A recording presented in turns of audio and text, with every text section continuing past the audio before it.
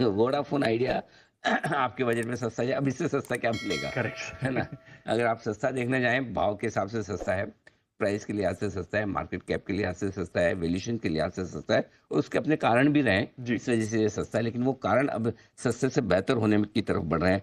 कुछ बड़े डेवलपमेंट जो वोडाफोन आइडिया में, पहले मैं बता दूँ, ऑफर फॉर सेल, इसने इस कंपनी को लाइफ़लाइन दी है। जी। जो और इस तरह की कंपनी के लिए 7 गुना ऑफर फॉर सेल भरना बड़ी बात है। तो बिल्कुल। अच्छा रिस्पॉन्स वहाँ से आया था और 20,000 crore, 18,000 crore offer for sale से मिल गए।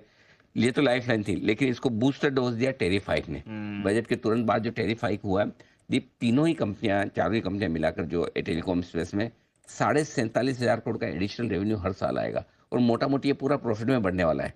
क्योंकि आपने टेरिफ बढ़ाया, कुछ और तो बढ़ाने की वैसे ज़रूरत नहीं है, जी। राइट? तो ये प्रॉफिट में जाता हुआ दिखेगा। तो अगर टेलीकॉम इंडस्ट्री साल का 45-50 हज़ार करोड़ रुपए या 40,000 करोड़, 35,000 करोड़ भी प्रॉफिट एक्स्ट्रा बनाती है, तो सोचिए कंपनियों पे क्या फ़र्क पड़ेगा। तो ये पहले लाइफ़लाइन मिली, फिर बूस्टर बूस्टर डोज़ मिला। लेकिन जो जोश मिलेगा वो अब आगे किस तरह से स्टॉक है। पहला, रिलायंस जियो का आईपीओ लाने की कभी कभी से तैयारी चल रही है, राइट? जब भी आईपीओ आएगा तो पूरे सेक्टर की रेटिंग करेगा, क्योंकि उसका वैल्यूएशन 10-11 लाख करोड़ रुपए बताया जा रहा है, हुँ, राइट? हुँ। तो सब्सक्राइबर बेस के दम पर, और जब तक इसका आईपीओ आएगा तब तक अगर परफॉर्मेंस कंपनी की ठीक होती है तो इस कंपनी की भी रीरेटिंग होने की पूरी संभावना है। दूसरा, एजीआर पेमेंट जो इनका ड्यू है, हुँ। उसको लेकर जाहिर सी बात है कि अब चूंकि सरकार की खुद की 1/3 हिस्सेदारी हो चुकी है, तो वो चाहेगी कि कंपनी दौड़े, तो हो सकता है उसमें किसी तरह की छूट मिल जाए तो वो बड़ी राहत हो सकती है।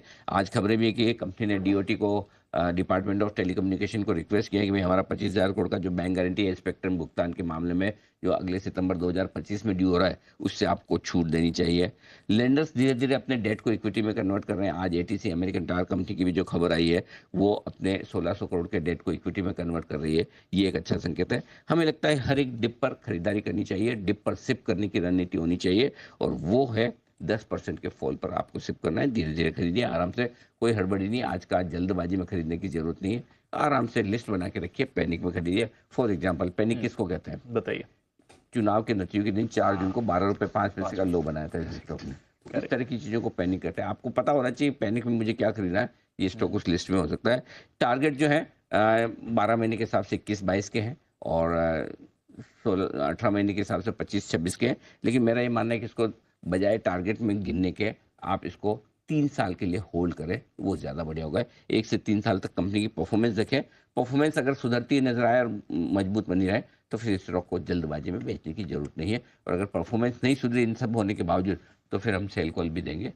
वो फ्यूचर में वो तब 2 क्वार्टर तो कम से कम हम इंतज़ार करेंगे कंपनी का कि वो परफॉर्मेंस इंप्रूव करते हुए दिखे। ठीक है।